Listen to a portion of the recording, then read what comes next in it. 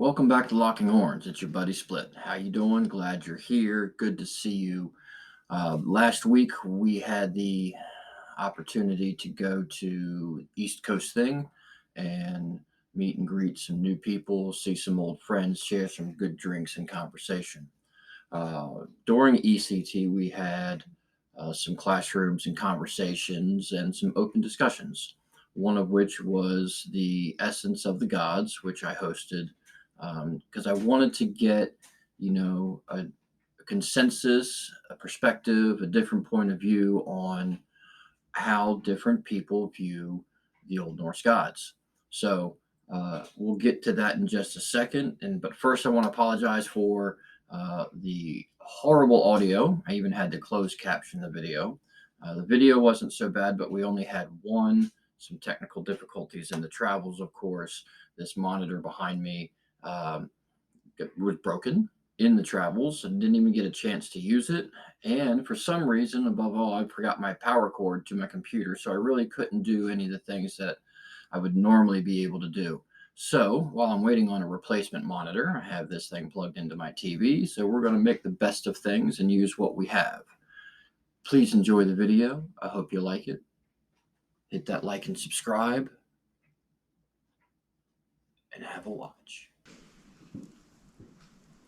Welcome to Locking Horns podcast. We are live from ECT. Okay, we're recording this. We're not really live. I was asked to give a class, and so we're going to film this and go through it and kind of see where we get. The essence of the gods and how we connect to it. As modern American heathens, we cannot exist in the realm of those people in that place and time. So, what is it that we are, trying to connect with, and how do we get there? So if you look up the word essence, and for some reason I just really like the word, in Merriam-Webster is an individual, real or ultimate nature of a thing, especially as opposed to its existence. The properties or attributes by means of which something can be placed in its proper class or identified as being what it is, or the most significant element or quality or aspect of a thing or person. So, in essence, how we describe something. What attributes and traits do we use to describe our gods? The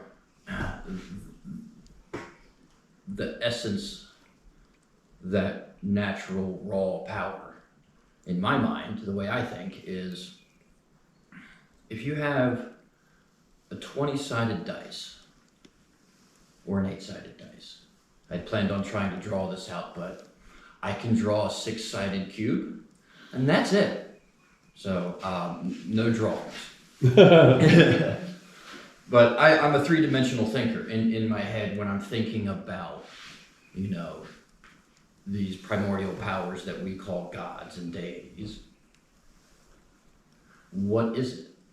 How do we describe it? In my head, I have a geometric shape with a multitude of facets. And each one of those facets is an attribute or trait that we can use to describe a piece of our God. So, bravery is a facet, fatherhood's a facet, or motherhood.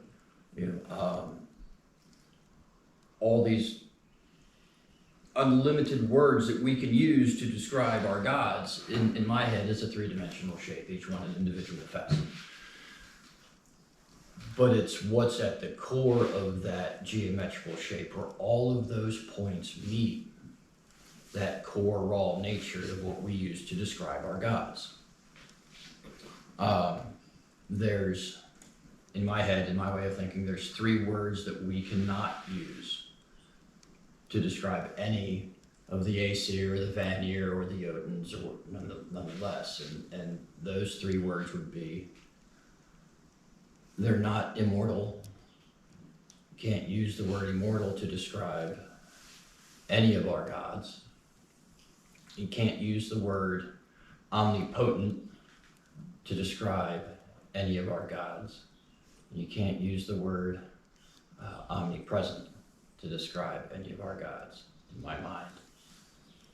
Because, I mean, they can't, not one of them could be everywhere at all times. You know, we have in the Lord given them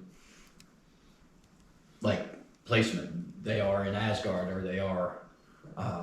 they travel the Bifrost, and they're not everywhere all the time. They're somewhere. They can't see, hear, and know everything. So they can't be omnipotent. And they die. From what we're told, they die. But what is it that we're trying to connect with? And I guess this comes to the point of the open discussion. I kind of want to know what you guys think is the essence of your God, and how do you try to connect with it? So for me, personally, Tyr, to me, the essence of Tyr is a huge part of, self-identifying, self-sacrifice when necessary. Another piece of Tyr that I try to connect with is instinctive judgments. When you instinctively, multitude times a day, have to make a decision, and you're really sure that you're making the right decision. And simply just doing things for the right reasons. When I think of Tyr, I cannot rule out the existence of his counterpart, Fenris. And Fenris is something that is descriptive of, chaos incarnate, if you would. And, in the stories, there's not many stories out there about Tyr where Fenrir is not part of it. But for me, in my martial arts time, where I kind of discovered, the necessary balance that you have to try to keep in life.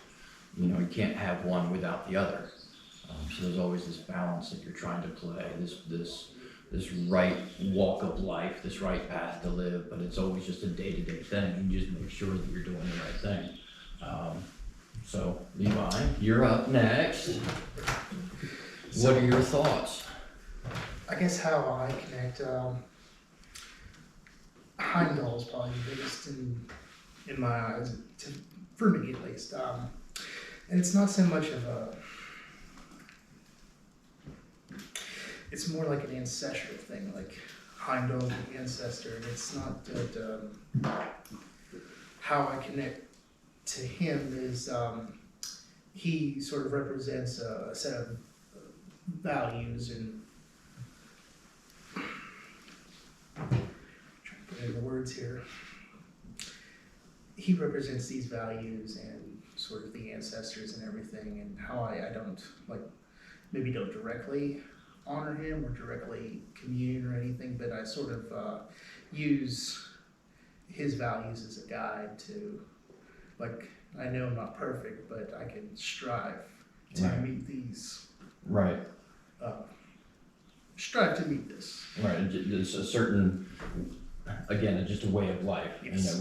We've been said, we're all on, trying to get to the tree branches of Yggdrasil, but we all have to climb the same tree trunk. Yes.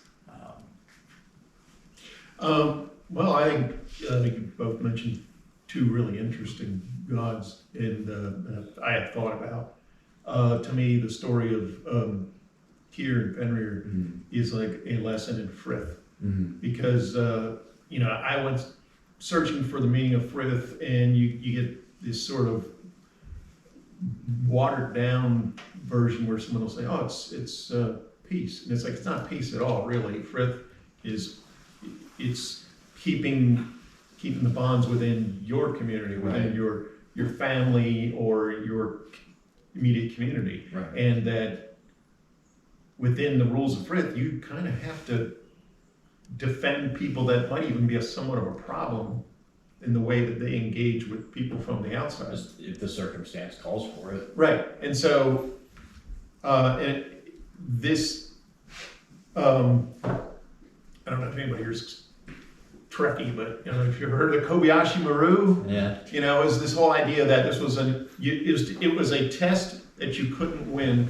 to see what your metal was made of. Right. To me, the story of Tyr and the binding of Fenrir is exactly that. It shows what Tyr's made of because there was no solution for him in that situation.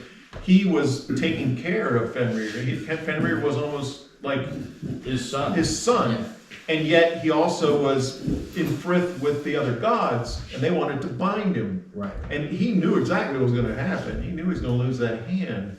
And the symbolism of that is he's a form of justice incarnate, and because this couldn't be resolved in a just way, he lost a piece of himself. He's justice, and he lost a piece of himself. But there was, again, it was an unwinnable test, but it showed really what his metal's made of. That he's not somebody that just was going to fall apart in that situation. It was a point in time where put on the spot, I have to fix this. Right. And it came down to somewhat of a compromise.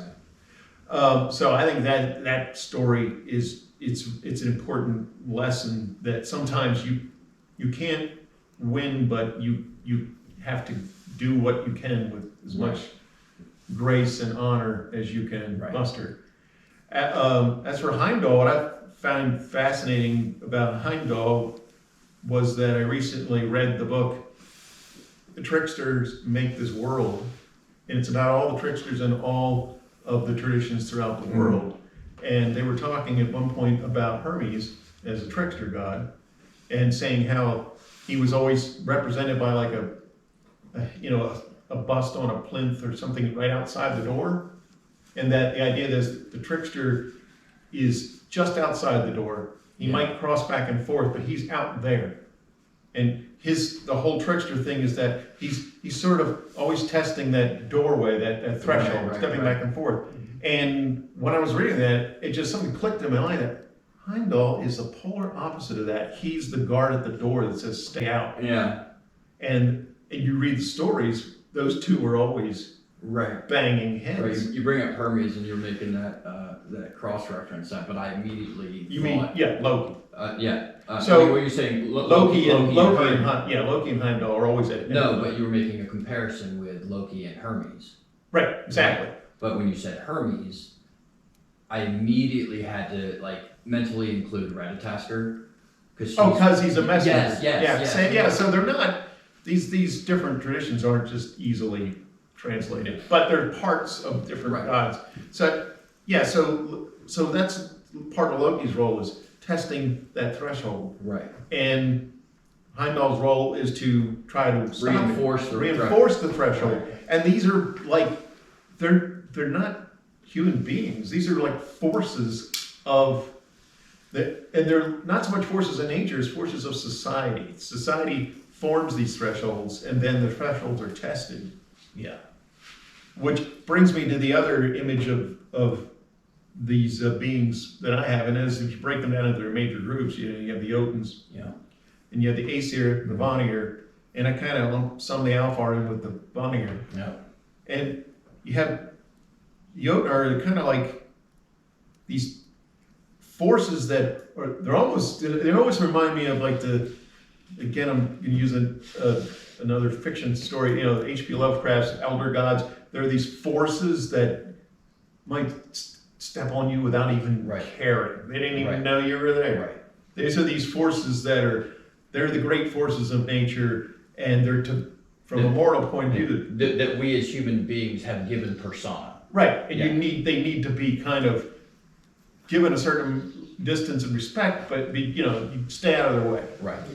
Then when you look at sort of the other end of that, if you look at the Vanir and the Alfar, these are forces of nature that humanity can engage with to some degree for things like the fertile fields, and you can have a certain amount of, if not a true relationship, at least some kind of détente with them.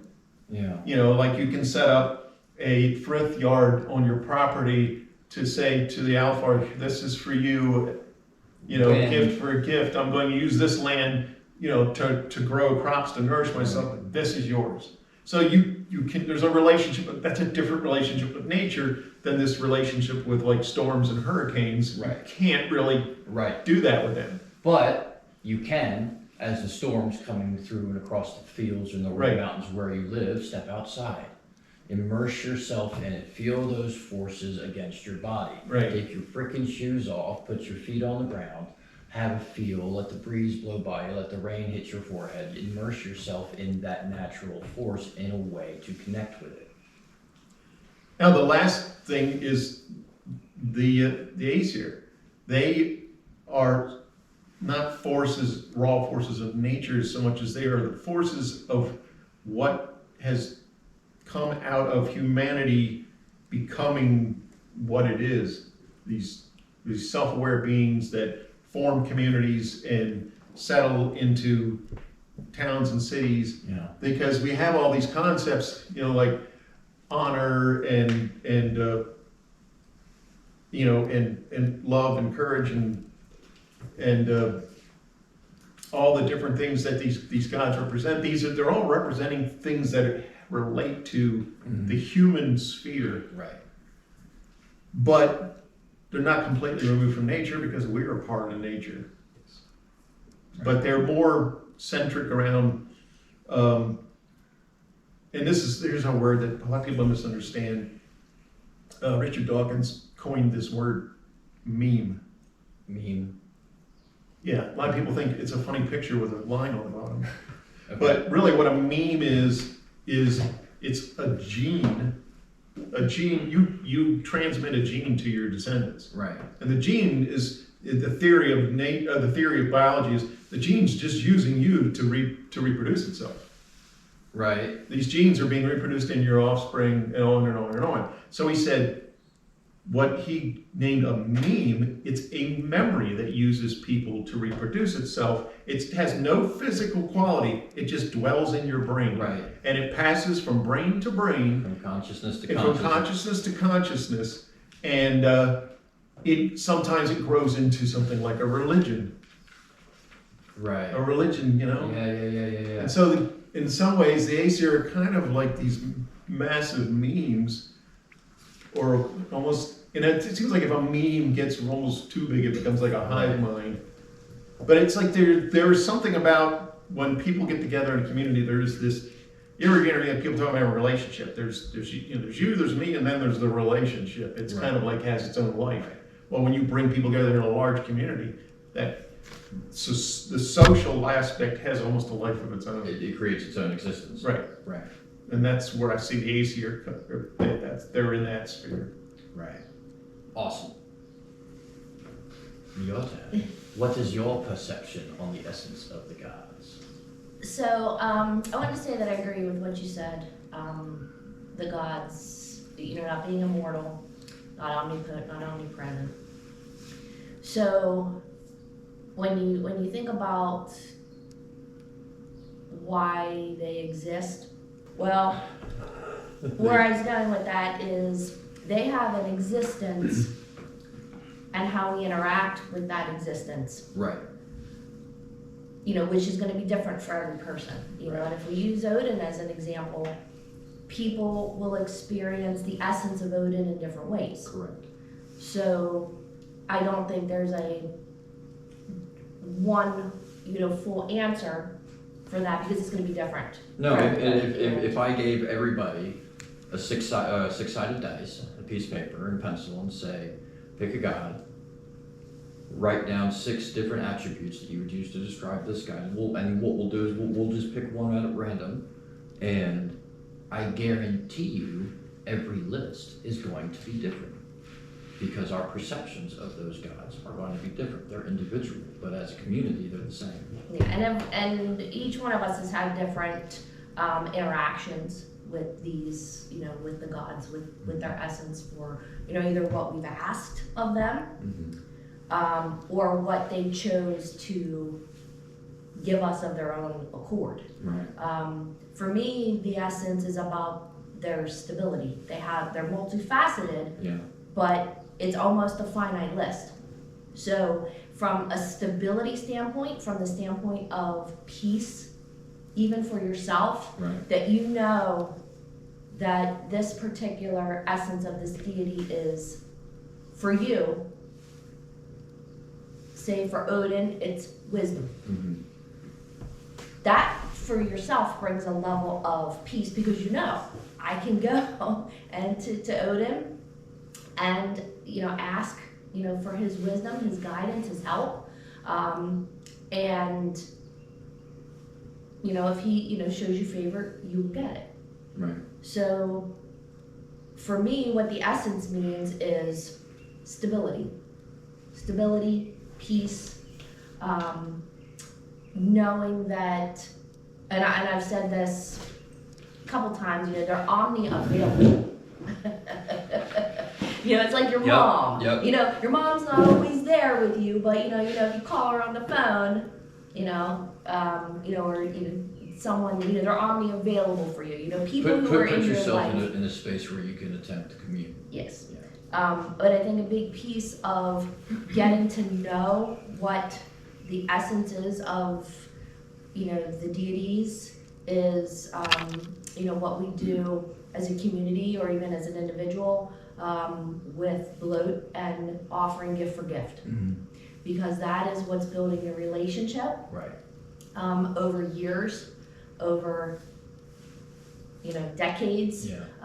You know, sometimes you have an instantaneous response. Sometimes it's, you know, you're building up that stability because you build that trust Right. with them. I think, you know, we've put human forms on them because their essence is something that we can't necessarily directly Right. communicate with. So we need an intermediary, sort of like electricity. You can't directly interact with electricity. We need lights and plugs and things Right. to you know, be an intermediary. So their form is an intermediary to what their essence is representing, but their essence is a stable thing with many sides, but is, you know, is something you can, you know, you can rely on. I wanted to mention something that kind of had brief conversations with other people about is the essence of the deities changing depending on the geographic location that they're in. Right. The essence of Odin in Germany versus the essence of Odin in Iceland. Right. And now maybe the essence of Odin in America. Right. You know, in the United States. Is that essence, I'm just using Odin as an example, but is that essence going to be different now that we have migration or we have, you know, I'm using the term migration, but just, you know, awareness versus, you know, actual, you know, the migration of people coming here and bringing their religion. Right. But, you know, it's kind of like cart before the horse type of thing. You know, is that essence, you know, I'm not looking for an answer or just kind of throwing that out there. Right. Is their essence maybe a little different Right. here in, you know, in the United States for us as heathens versus the essence of the gods in other geographic areas? Right. And it's again based on a cultural perception, because we're not going to walk with our gods and honor our gods in the same way that they would do so in Iceland. We're not going to do it the same way as they would do so in Norway or any other parts of the world, because your environment, what you have, you know, exposed yourself to over the course of your lifetime, is going to reflect on how you see the gods and goddesses.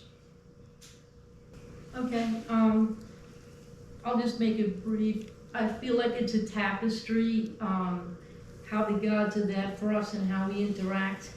It's like I feel like if I need Odin, or like if he comes to me, if I need some guidance or wisdom, I feel like I may be directed. You know, sometimes you may feel a little door or different things, but it's really like an interface, a personal interface in your life and your relationship and how you develop that. And year after year, you see that it's like layer on top of layer. Right. And it becomes more personal. You see things that you might not have seen years ago, and it develops over time. It's kind of like sometimes if you watch a movie over and over again, and you're like, oh, now I see, you know, and you see something that you didn't see before, or you realize, hey, that's what really went on, and it's beautiful and it grows, and you know, you just have to pay attention and be perceptive, stay grounded, like you said, get out in nature, you know, and be with your community. Well, one of the things over the years, I've worked with an awful lot of gods, being a priest in ADF and also working with the heathen communities. But and one of the things I've discovered over the years, and it shouldn't be surprising, but you know, we tend to like to put our gods in little boxes and things, and that's just not reality at all. Right. They can do whatever they damn well please, and they will if necessary. So and I do a lot of work as a healer also, and I found over the years, if you, let's say, have an issue, you have a problem in life where you need healing, you have something dire going on inside of you, the first person I will tell you to talk to is not, you know, run off to these healing deities and gods of medicine and stuff like that. Talk to the one who you have the closest relationship with, because they are the one who are the most likely to help you because Right. you are close to them. And people tend to think, well, so-and-so isn't a healer, so-and-so isn't a healer. I have seen Odin heal someone. Absolutely, there was no question about it. It's a very long story and I don't want to tell it here because it would suck up a whole bunch of your time. But I've absolutely seen it. Now, saying that, there are many warnings in much of the lore, in many cultures, about making offerings to gods that they cannot refuse.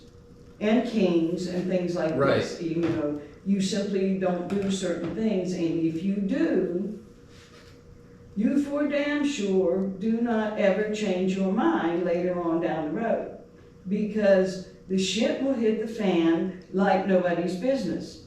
Right. And you might not survive. And this is a fact. So, you know, there is that caution. You know, if you're going to make that kind of offering to a god, you better understand that if they respond to you, that has come with a very high price. You better follow through because you know they sure will. That's true, but any god can heal, in my experience, Yeah. if they choose to. I was just talking to someone about this just the other day. He just got diagnosed with cancer, and I said, so who are your closest gods? Anubis. Okay, I don't really know him all that well, but you know, whatever Right. works for you. And then he said, and Bast. Well, okay, that one's good. But you know, what works for you, Right. and who have you developed that relationship with? I tend to tell people, give them the analogy of when you have been working with a lot of different gods, over time you develop relationships with them similar to your friends, a circle of friends. And in your circle of friends, there are the ones that, maybe two or three, maybe only one, that if you need help in the middle of the night, it's 3 o'clock in the morning, you can call them in the middle of the night and they will help you, right? And then there are the people in your circle of friends that you damn well better wait till they've had their first morning cup of coffee. Right. And then there are those who you're gonna call on them for help and they're gonna go, you know, we need to go do lunch and talk about this Right. before I commit to you, because I don't really know you that well. Right. And then there's those who you need to start that relationship because you don't even have a relationship with them, right? And the same thing holds true if you have a crisis in your life. You know, the first one you go to is the one that's closest to you. Right. There's my 2 cents. Excellent. Thank you. I'll pass. Okay. I think certainly the natures of the gods, especially what struck me seeing them reflected in their various worshippers. I guess having been over 3 years since I've last been at an event, and just seeing with the toasts going around yesterday evening, I guess the character of the particular gods reflected in who's toasting them. Right. Of course, some toasting Odin and others to, I think, Tyr or Freyr and Heimdall and so forth. And that make together a beautiful tapestry in the heathen revival. And that the gods reflect the diversity of the worshippers. Yeah. I find with the perception, as you say, everyone has their own, and I look at heathenry as a votive faith, and votive being it's your personal relationship with the gods, and you don't need the priest or somebody else to be an intermediary to talk to gods. You can deal with them directly. Also with perception, and you get this with. I think whether people worship, the big three or anybody, sometimes they say, well, how do you know the gods are real? How do you know that someone isn't just making all this stuff up?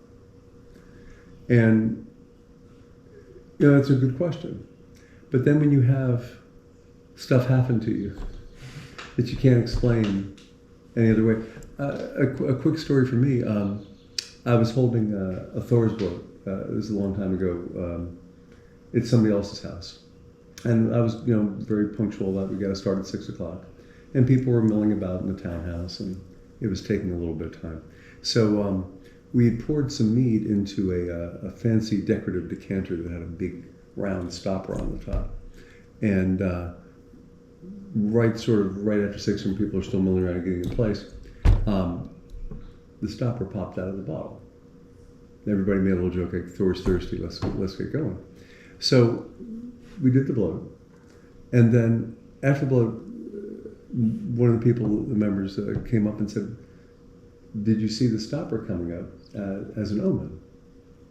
And I said, well, on the one hand, I said, I sort of started out with the Mr. Science explanation of it, you have a fermented beverage, and you had a stopper, and maybe the stopper wasn't very tight in the bottle, and the fermentation could have, popped it out, and it was just coincidental that it happened right before the bloat. Then after I finished that conversation, me personally walked past the altar again. Now, mind you, we drained all the mead out of this decorative decanter, and as I walked by the altar, the stopper popped up again. So the Mr. Science sort of went out the window at that point. So was that like world-shattering or changing? No, but it was. Sometimes all you need is like a little sign. A little friendly reminder. Yeah, and that I think was just a friendly reminder that it's not Mr. Science. So I think that in our daily lives, there's just sometimes you look for like a little sign or something small will happen, and sometimes we discount those where maybe because of cinema and other stuff, you're waiting for some like earth-shattering, big special effect to happen to you. And I don't think those always happen, but the little stuff happens a lot, and it's very subtle, and I think it's meant to be subtle, and that you pick up on it. So part of the perception is picking up on the reality that you're in and noticing these little things and sort of piecing them together. Well, everyone, I do appreciate you sharing your perspectives and points of view on, the idea of the essence of the gods, and we're going to put this up and share it. And I'm greatly honored to be able to do this with you guys, and I'm glad that I had some places to sit down and do it. And don't forget to like and subscribe to the channel, and we're going to see you guys next time. Out from ECT.